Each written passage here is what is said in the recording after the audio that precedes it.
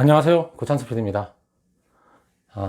오늘은 지난 시간에 농구에, 그러니까 사실 미국의 프로스포츠 분야에는 이제 그 야구에서 사실 먼저 야구가 데이터를 중요하게 생각하는 스포츠라고, 그다음에 이제 머니볼이라는 영화에 대해서도 얘기를 좀 드렸고, 그래서 그런 전통으로 야구에 데이터를 활용한 그런 방식에 적용이 많이 됐었고, 이게 이제 인공지능 기술이 들어가면서 이제 야구뿐 아니라 농구에서도 이런 인공지능 기술을 활용한, 사실 인공지능의 데이터 분석하는 기술에다가 사실은 이미지를 이제 인식하는 기술이 같이 접목이 됐다고 보시면 되겠죠. 선수들을 하나하나 공하고 선수들을 이미지로 인식을 하고, 그다음에 여기는 이제 군사 쪽의 기술이라고 하는 탄도, 미사일이 날아가는 이 궤적을 계산하고 하는 그 기술이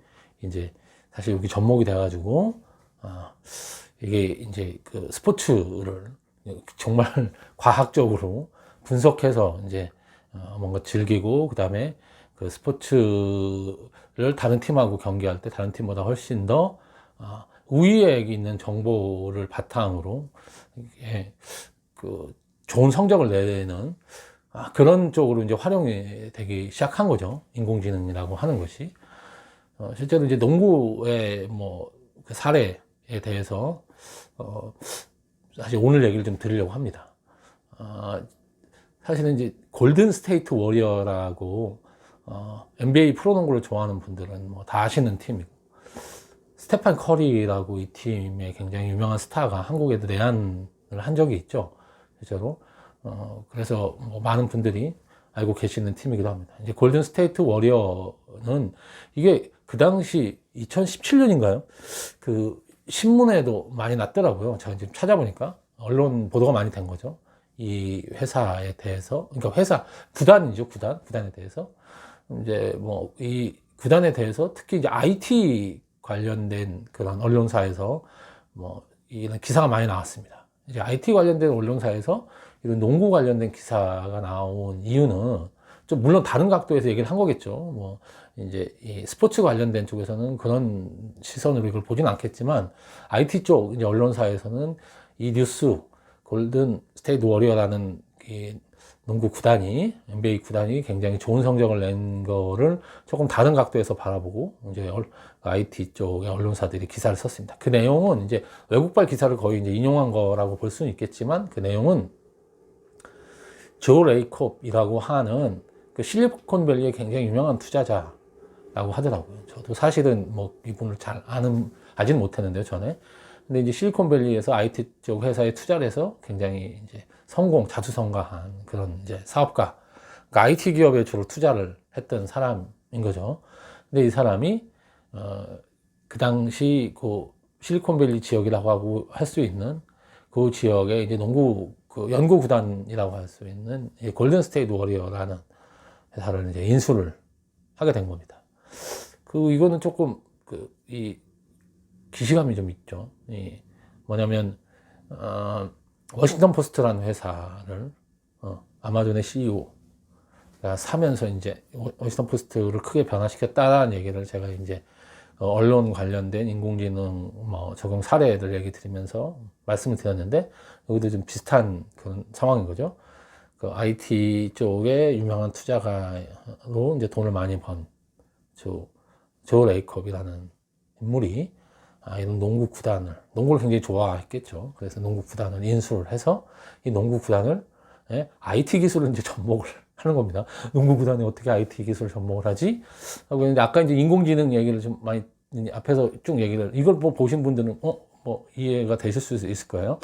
그래서 여기에는 이제 이 구단의 그 경기장에는 앞에 농구 관련돼서 얘기 드렸을 때 스포츠 뷰라고 하는 스포츠 뷰라고 하는 시스템을 카메라 6대를 달아가지고 선수들의 움직임하고 공의 움직임을 다 이제 데이터 해서 정보로 이제 가공한다고 얘기를 드렸었잖아요. 이 시스템을 거기에 자기네 구단 그 농구장에 마련을 하고, 그 정보를 이제 감독이나 코치진한테 줬고, 그 다음에 선수들 몸에다가 이 일종의 그 데이터를 전송할 수 있는 그런 기기가, 작은 기기가 장착된 거를 달고 다니게 하는 거죠.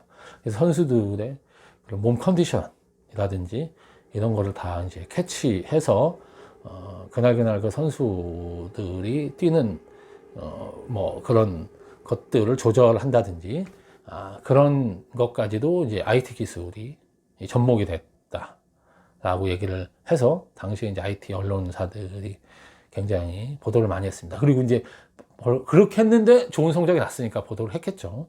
그렇게 했는데 좋은 성적이 안 났다. 그러면 뭐 보도할 이유가 없었을 텐데 이게 굉장히 성적이 안 좋았던 팀을 인수를 했는데 이제 인수하고 나서 이제 이런 걸 접목을 해가지고 이 팀이 이제 우승 후보, 그리고 지금도 굉장히 이제 우승 후보권에 있는 그런 팀이죠. 이제 워낙 스타 선수도 많아졌고 그래서 하니까 사실 뭐 IT 기술을 접목을 해서 이 팀의 뭐 성적이 좋아지고 경기력이 좋아졌다고 100% 얘기하기 좀 어려울 수도 있을 것 같습니다. 농구는 개인 스타 플레이어가 굉장히 중요한 종목이니까 잘하는 선수가 있었으니까 좋은 이제 그런 게 결과가 나왔겠죠. 근데 그 잘하는 선수가 있더라도 그 선수들을 어떻게 관리하느냐 하는 거. 그러니까 사실은 그 머니볼도 비슷한 것 같아요. 이 골든 스테이트 워리어처럼 초기에 뭔가 성적이 되게 안 좋았던 팀이 다른 팀보다 뭔가 좋은 성적을 내는 여러 가지 방법이 있을 수 있는데 그거 여러 가지를 뭐 다 시도해 봐야 되잖아요. 근데 그 중에 하나로 다른 팀보다 훨씬 더 양질의 정보를 취득해서 그거를 경기에 이용하려고 했던 거죠. 그게 굉장히 초기에 갑자기 큰 돈을 쓰기는 어렵고 굉장히 어려운 팀에 좋은 선수가 들어오지는 않잖아요. 성적을 올려놔야 그 뒤에 좋은 선수들을 데리고 올 수 있으니까.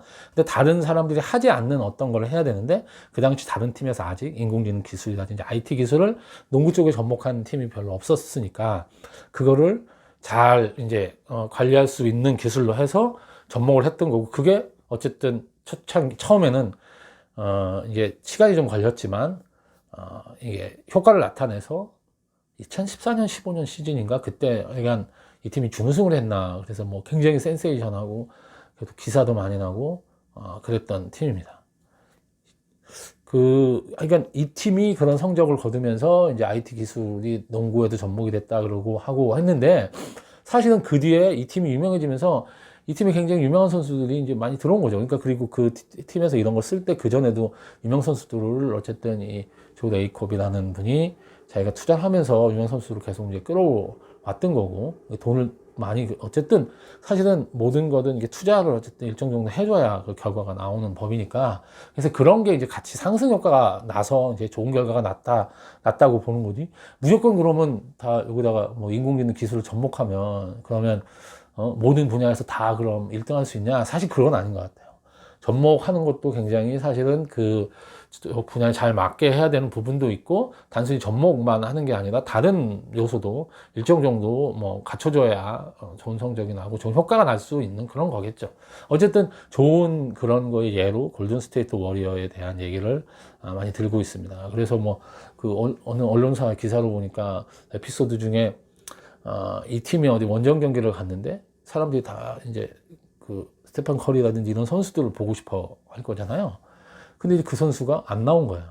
그래서 막 관중들이 항의하고 그랬는데도 이제 그 선수가 그 경기에는 안 나왔는데, 나중에 감독이 그 선수가 나올 수가 없었던 이유를 이제 설명을 했던 거죠. 자기네가 데이터를 갖고 있는데 이 선수가 너무 피로도가 누적돼 있어서 그 데이터에 의해서 이 선수는 쉬어야 된다라는 권고사항을 받았기 때문에 이 선수를 내보낼 수가 없었다. 선수 보호 차원에서. 그렇게 얘기하니까 이제 사실 그 팀을 좋아하는 다른 사람들도 뭐라고 얘기할 수, 물론 그 선수를 보고 싶지만 그 선수가 그 경기를 뛰어서 다치거나 그러는 걸 바라는 건 아니니까 그걸 다 이해할 수 있게 되고 하게 된 거죠. 그만큼 이런 거가 뭐 꼭 그 구단의 관리뿐 아니라 이 팬 서비스 차원에서도 굉장히 중요한 정보가 될 수도 있겠다는 생각을 좀 했습니다. 이제 농구에도 이런 게 실질적으로 적용돼서 굉장히 좋은 성적을 거두고 하니까 많은 팀에서 거의 이런 걸 활용하겠죠. 실제로 이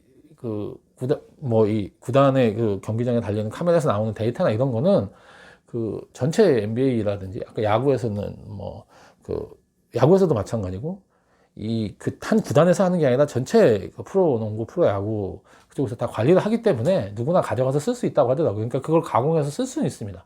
그러니까 정보 분석가가 이걸 어떻게 정보를 분석해서 그거를 이게 그 어떤 모양새로 이제 코치진이나 감독한테 이거를 얘기를 하느냐도 굉장히 중요한 거고, 그걸 어떻게 받아들이냐도 굉장히 중요한 거니까, 사실 이런 기술 자체도 굉장히 중요하지만 그거를 그 받아들이냐 들이지 않냐라고 하는 사람, 그 감독이라든지 이런 사람의 역량이라든지 이런 부분도 굉장히 중요한 거죠, 실제로.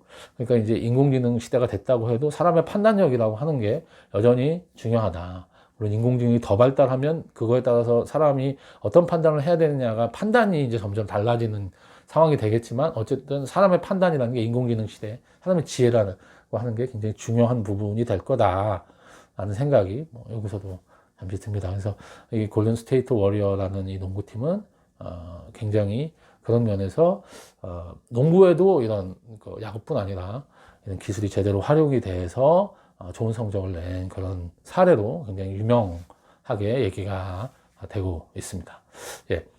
오늘 뭐 농구에 대해서 지난 시간에서 두 번째 얘기를 드렸는데, 다음에는 뭐 축구, 그 다음에 골프, 뭐 뮤직축구 이런데 이제 인공지능이 적용이 되고 있는 사례에 대해서 말씀드리도록 하겠습니다. 예, 들어주셔서 감사합니다.